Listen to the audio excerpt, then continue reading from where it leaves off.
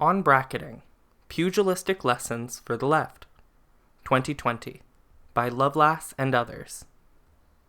I have long decried the fact that the right wants power while the left wants approval.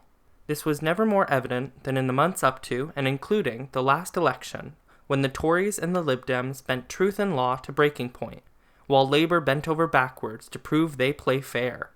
This manifests itself most infuriatingly in debates. The right knows it's not about truth and proceeds to dictate the terms of the argument. The left knows it's not about truth either, but proceeds as if it is. In the process, they submit to whatever terms the right offers them. In the discursive iteration of this aphorism, the right wants to win, the left wants to be right.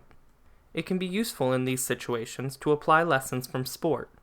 There's a technique in martial arts, often referred to as bracketing. It's where you deliberately throw a shot long, not to hit your opponent, but to manipulate their position.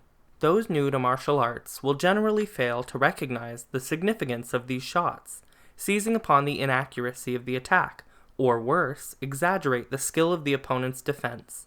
The optics of the fight seem to favor the opponent. They are landing with more accuracy and regularity. That is until they get knocked out.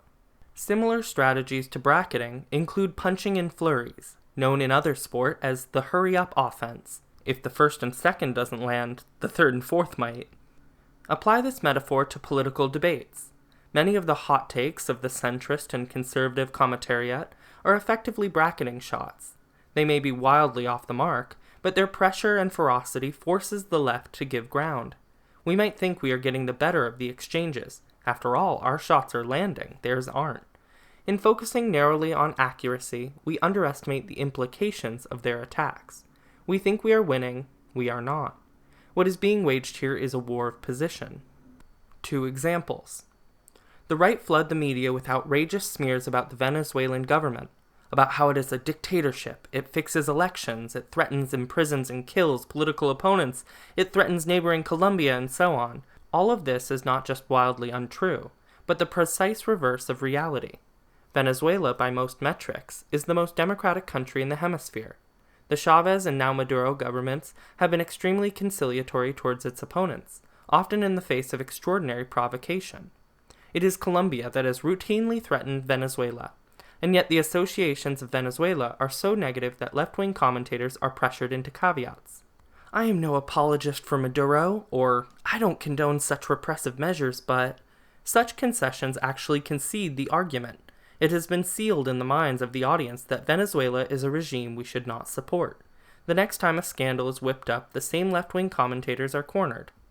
Another ploy is to pick on an individual leftist. Ken Livingston, Mark Wadsworth, Jackie Walker, Mosh Machover, Chris Williamson, Rebecca Long-Bailey. Maybe they've said something untenable. Maybe they haven't. More probably, they've said something clumsy on a topic that requires more care. At any rate, no time or space is given to litigate the accusation. The right piles onto them and everyone associated with them. In the frenzy that follows, the left is panicked into a response. Suspend, sack, condemn.